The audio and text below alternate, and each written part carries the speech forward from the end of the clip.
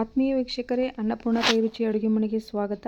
ಇವತ್ತಿನ ದಿನ ನಾವು ಮಾವಿನಕಾಯಿ ಗುಳಂಬನ ಯಾವ ರೀತಿ ಮಾಡೋದನ್ನ ಅಂತ ತಿಳ್ಕೊಳ್ಳೋಣ ಬನ್ನಿ. ಮೊದಲನೇದಾಗಿ ನಾವು ಒಂದು 6 ರಿಂದ 7 ಮಾವಿನಕಾಯಿ ತೊಗೊಂಡು, ಅದು ಜಾಸ್ತಿ ಹುಳಿ ಇರಬಾರ್ದು, ನಾರ್ಮಲ್ ಇದ್ದರೆ ಸಾಕು.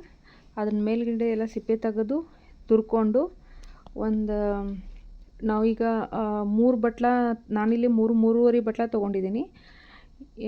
ಈ ಸೈಜ್ ಒಳಗೆ ನಾನೀಗ 3.5 ಬಟ್ಲ ತುರಿದಿರೋ ಮಾವಿನಕಾಯಿ, ಏನು ಹಿಂಡ್ಕೊಳ್ಳೋದು ಏನೂ ಬೇಡ, ಯಾಕಂದರೆ ಸಪ್ಪನ ಮಾವಿನಕಾಯಿನೇ ಐತಿ.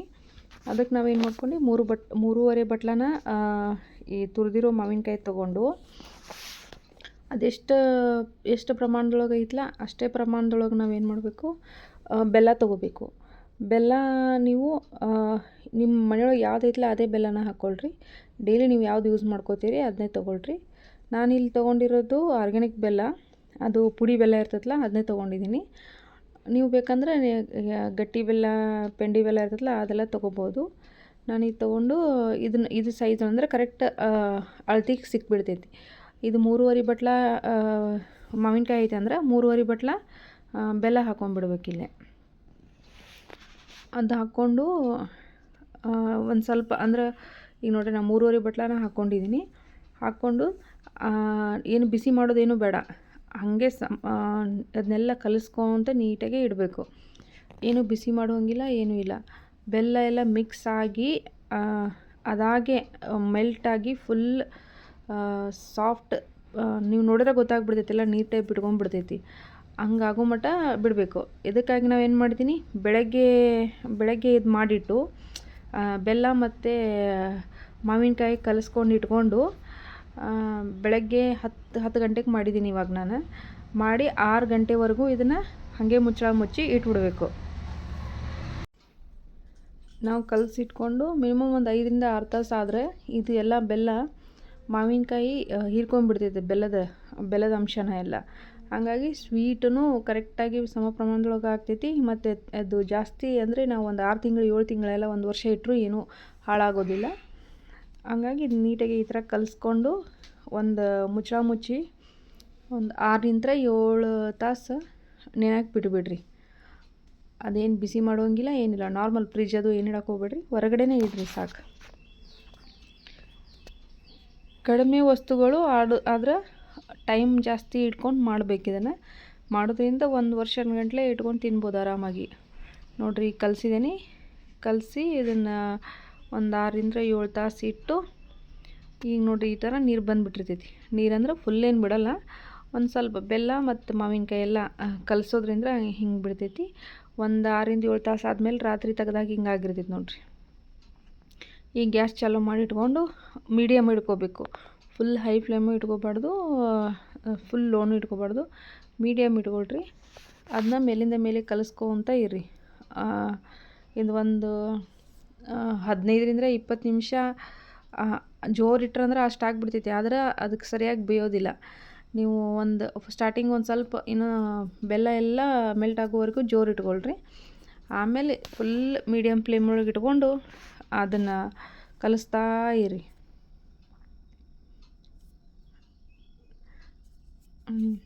ಇವಾಗ ಸಣ್ಣಗೆ ಇಟ್ಕೊಂಡು, ಸ್ಟಾರ್ಟಿಂಗ್ ಒಂದು ಸ್ವಲ್ಪ ಜೋರು ಇಟ್ಕೊಂಡು ಆಮೇಲೆ ಸಣ್ಣ ಇಟ್ಕೊಂಡು ಒಂದು ಮುಚ್ಚಳ ಮುಚ್ಚಿ ಸಣ್ಣಗೆ ಇಟ್ಕೊಂಡು ಬೇಯೋಕೆ ಬಿಟ್ಬಿಡ್ರಿ. ಅದು ಮೇಲೆ ಕಲಿಸ್ತಾ ಇರಿ, ಅಂದ್ರೆ ಸರಿಯಾಗಿ ಬೇಯ್ತೈತಿ. ನೋಡಿರಿ, ಈ ಥರ ಬಂದೈತಿ. ಫುಲ್ ಡ್ರೈನೂ ಮಾಡ್ಕೋಬೇಡ್ರಿ, ಫುಲ್ ನೀರು ಟೈಪ್ ಮಾಡ್ಕೊಳಕ್ಕೆ ಹೋಗ್ಬೇಡ್ರಿ. ಅದನ್ನ ನೋಡಿದ್ರೆ ಒಂಥರ ಗಜ್ರಿ ಹಲ್ವಾ ಇರ್ತೈತಲ್ಲ ಆ ಥರ ಬರ್ತೈತಿ. ಫುಲ್ ಸಾಫ್ಟಾಗಿನೂ ಆಗ್ತೈತಿ. ಅದನ್ನ ಮೇಲಿಂದ ಮೇಲೆ ಕಲಿಸ್ಕೊಂತ ಇರ್ಕೋಬೇಕು. ನೋಡಿರಿ, ಈ ಥರ ಕಲಿಸ್ತಾ ಇದ್ದರೆ ಅದು ಸ್ಟಾರ್ಟಿಂಗ್ ಒಂಥರ ನೀರು ಟೈಪ್ ಇತ್ತು, ಈಗ ಒಂಥರ ಜೆಲಿ ಫಾರ್ಮ್ ಒಳಗೆ ಬರ್ತೈತಿ. ಆದರೆ ಇದು ಆರ್ಗ್ಯಾನಿಕ್ ಬೆಲ್ಲ ಇರೋದ್ರಿಂದ ಅಂಟೇನು ಬರೋದಿಲ್ಲ, ಯಾಕಂದರೆ ಇದು ಮುಂಚೆನೇ ಕಲಸಿಟ್ಟಿರೋದ್ರಿಂದ ಅಂಟು ಟೈಪು ಹಿಂಗೆ ಏನಾಗೋದಿಲ್ಲ. ಬೆಲ್ಲ ನಾರ್ಮಲ್ ಆಗಿಯೇ ಇರ್ತೈತಿ, ಸಾಫ್ಟಾಗಿ ಆಗಿಬಿಡ್ತೈತಿ. ನೀವು ಗಜ್ರಿ ಹಲ್ವಾ ಹೆಂಗೆ ತಿಂತೀರಲ್ಲ ಅದೇ ಟೇಸ್ಟನ್ನು ಬರ್ತೈತಿ ಇದಕ್ಕೂ. ಆದಷ್ಟು ಸಕ್ಕರೆ ಏನು ಯೂಸ್ ಮಾಡಬೇಡ್ರಿ. ಆದಷ್ಟು ನೀವು ಯಾವುದೇ ಬೆಲ್ಲ ಯೂಸ್ ಮಾಡಿರಿ, ಇದೇ ಬೆಲ್ಲ ಅಂತೇನಿಲ್ಲ, ಬೇಕಾದ ಬೆಲ್ಲನ ಯೂಸ್ ಮಾಡ್ಕೋಬೋದು. ಹಿಂಗೆ ಇಟ್ಕೊಂಡು ಒಂದು 5 ರಿಂದ 10-15 ನಿಮಿಷನೂ ಆಗ್ಬೋದು. ಇದು ಸಣ್ಣಗೆ ಇಟ್ಕೊಂಡ್ರೆ ಫುಲ್ ಅದೆಲ್ಲ ಈಗ ಗಟ್ಟಿ ಅನ್ನಿಸ್ತಿರ್ತೈತಲ್ಲ ಮಾವಿನಕಾಯಿ ತುರಿದಿರೋದು, ಅದೆಲ್ಲ ಫುಲ್ ಸಾಫ್ಟ್ ಅಂದರೆ ಸಾಫ್ಟ್, ಹಿಂಗೆ ಜೆಲ್ ಟೈಪು. ನಾವು ತಿಂತೇವಲ್ಲ ಏನೋ ಜಾಮೆಲ್ಲ ತಿಂತಿರ್ತಾವಲ್ಲ, ಆ ಥರ ಆಗಿಬಿಡ್ತೈತಿ ಇದು ಫುಲ್. ನಿಮ್ಗೆ ಒಂದು ಸತಿ ಮಾಡ್ಕೊಂಡು ನೋಡ್ಕೊಳ್ರಿ. ಇದೇ ರೀತಿ ಮಾಡ್ಕೋಬೇಕು. ಅಂದರೆ ಫುಲ್ ಫಾಸ್ಟಾಗಿ ಒಂದೇ ದಿವಸ ಮಾಡ್ಕೊಂಡ್ಬಿಟ್ವಿ ಅಂತಂದರೆ ಈ ಫ್ಲೇವರು ಬರೋದಿಲ್ಲ. ಇದು ಏನಂತಾರೆ, ಈ ಟೇಸ್ಟ್ ಇರ್ತೈತಲ್ಲ, ಈ ಟೇಸ್ಟು ಮ್ಯಾಂಗೋ ಫ್ಲೇವರು ಈ ಥರ ಬರೋದೇ ಇಲ್ಲ. ಹಂಗಾಗಿ ಇದನ್ನು ಫುಲ್ ಮಾಡ್ಬೇಕಂತಂದರೆ 2 ದಿನ ಟೈಮ್ನ ತೊಗೋಬೇಕು. ನೀವು ತೊಗೊಂಡು ಮಾಡಿ ಇಟ್ಕೊಂಡ್ಬಿಟ್ರೆ ವರ್ಷಾನುಗಟ್ಲೆ ನಾವು ಇದನ್ನು ತಿನ್ಕೊತ ಇರ್ಬೋದು. ಚಪಾತಿ ಜೊತೆ ಇರ್ಬೋದು, ಬ್ರೆಡ್ ಜೊತೆ ತಿನ್ಬೋದು.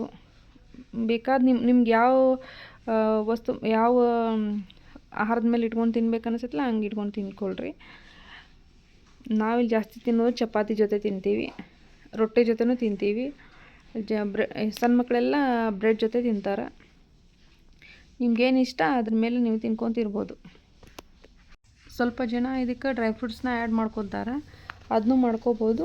ಬಟ್ ಇದನ್ನ ಅಷ್ಟೇ ಒಂದು ವಾರ ಇಲ್ಲ ಒಂದು 15 ದಿನ ಇಟ್ಕೊಂಡು ತಿಂತಿರ್ತೇನಂತಾರಲ್ಲ, ಅವರೆಲ್ಲ ಡ್ರೈ ಫ್ರೂಟ್ಸ್ನ ಆ್ಯಡ್ ಮಾಡ್ಕೋಬೋದು. ಈಗ ನೀವು ಜಾಸ್ತಿ ವರ್ಷಾನುಗಟ್ಲೆ ಇಟ್ಕೋಬೇಕು ಅಂತಂದವರು ಡ್ರೈ ಫ್ರೂಟ್ಸ್ನ ಹಾಕ್ಕೊಳಕ್ಕೆ ಹೋಗ್ಬೇಡ್ರಿ. ಅದ್ರದ್ದು ಫ್ಲೇವರೇ ಚೇಂಜ್ ಆಗಿಬಿಡ್ತೈತಿ. ಆಮೇಲೆ ಅವೆಲ್ಲ ಮೆತ್ತಗೆ ಆಗಿಬಿಡ್ತು ಅಂತಂದರೆ ನಿಮಗೆ ಆಮೇಲೆ ಇದನ್ನು ತಿನ್ನೋಕ್ಕೆ ಇಷ್ಟ ಆಗಂಗಿಲ್ಲ. ಹಾಗಾಗಿ ನೀವೇನು ಮಾಡ್ಬೇಕಂದ್ರೆ ಆದಷ್ಟು ಡ್ರೈ ಫ್ರೂಟ್ಸ್ ಹಾಕ್ಲಿಕ್ಕೆ ಹೋಗಬೇಡ್ರಿ. ಬೇಕಂದ್ರೆ ನೀವು ಸೈಡಿಗೆ ಇದೆಲ್ಲ ರೆಡಿ ಆದಮೇಲೆ ನೀವು ಒಂದು 2-3 ದಿನದಿಂದ ಒಂದು 4 ದಿವಸ ಎಷ್ಟು ತಿಂತೀರಲ್ಲ ಅಷ್ಟಕ್ಕೇ ನೀವು ಡ್ರೈ ಫ್ರೂಟ್ಸ್ನ ಒಂದು ಸ್ವಲ್ಪ ತುಪ್ಪದೊಳಗೆ ಹುರ್ಕೊಂಡು ಹಾಕೋಬೋದು ಇದಕ್ಕೆ.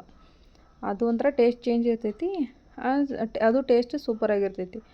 ಆ ಥರ ತಿಂದ್ಕೊಳ್ರಿ. ಡ್ರೈ ಫ್ರೂಟ್ಸ್ನ ಬೇಕಾದ್ರೆ ಪೌಡ್ರ್ ಮಾಡ್ಕೊಂಡು ಹಾಕೋಬೋದು, ಇಲ್ಲಾಂದರೆ ಸ್ವಲ್ಪ ತರಿಯಾಗಿ ಮಾಡಿಕೊಂಡು ಡ್ರೈ ಫ್ರೂಟ್ ಕಟರ್ಲಿಂದ ಅವನ್ನೆಲ್ಲ ಕಟ್ ಮಾಡ್ಕೊಂಡು ಬೇಕಂದ್ರೆ ಹಾಕೋಬೋದು.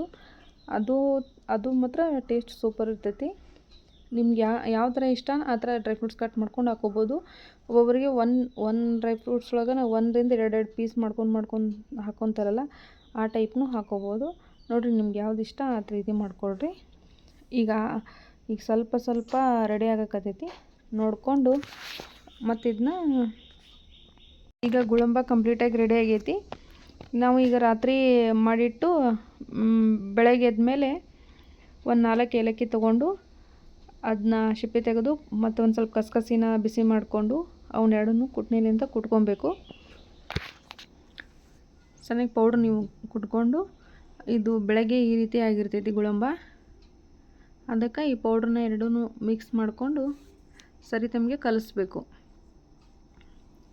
ಕಲಿಸ್ಕೊರಿ. ಈಗ ಗುಳಂಬ ಅಂತ 99% ರೆಡಿ ಆಗಿಬಿಟ್ಟೈತಿ. ನೋಡ್ರಿ, ಬೆಳಗ್ಗೆ ಒಂದು ದಿನ ಫುಲ್ ನೆನೆ ಇಟ್ಕೊಂಡು ರಾತ್ರಿ ಗುಳಂಬ ರೆಡಿ ಮಾಡಿಕೊಂಡು ಅದನ್ನ ಮತ್ತು ಬೆಳಗ್ಗೆ ನಾವು ತೆಗೆದಬೇಕು. ಮತ್ತು ಅದನ್ನು ಗುಳಂಬ ಆದಮೇಲೆ ಅದ್ರ ಮೇಲೆ ಒಂದು ಮುಚ್ಚಳ ಮುಚ್ಚಿ ಬೆಳಗಿನವರೆಗೂ ಇಟ್ಬಿಡ್ಬೇಕು. ಬೆಳಗ್ಗೆ ಇಟ್ಟ ಮೇಲೆ ಮೊದಲೇ ಎಲ್ಲ ಏಲಕ್ಕಿಲ್ಲ ಕೂಡಿಸ್ಕೊಬೇಡ್ರಿ. ಇನ್ನೇನು ಅದೆಲ್ಲ ಆರಿ ರೆಡಿಯಾಗಿ ನಾವು ಡಬ್ಬಕ್ಕೆ ಹಾಕ್ಬೇಕಂದಾಗ ಗಸಗಸೆ ಏಲಕ್ಕಿನ ಪೌಡ್ರ್ ಮಾಡಿಕೊಂಡು ಅದನ್ನ ಹಾಕಿ ಹಿಂಗೆ ಕಲಿಸ್ಕೊಂಡು ಈಗೆಲ್ಲ ಫುಲ್ ಆರಿಬಿಟ್ಟಿರ್ತೈತಿ. ನೀವು ಬೇಕಂದ್ರೆ ತಿನ್ಕೊಳಕ್ಕಂತ್ರ ಫುಲ್ ರೆಡಿ. ನೀವು ಅದನ್ನೊಂದು ಬಾಕ್ಸ್ನಾಗ ಹಾಕಿ ಇಟ್ಕೊಂಡು ಫ್ರಿಜ್ನಾಗ ಇಟ್ಕೊಂಬಿಡ್ರಿ. ಹೊರಗೂ ಇಡ್ಬೋದು, ಬಟ್ ಫ್ರಿಜ್ನಾಗ ಇಟ್ಟರೆ ಬೆಸ್ಟು. ನೋಡಿರಿ ಈ ರೀತಿ.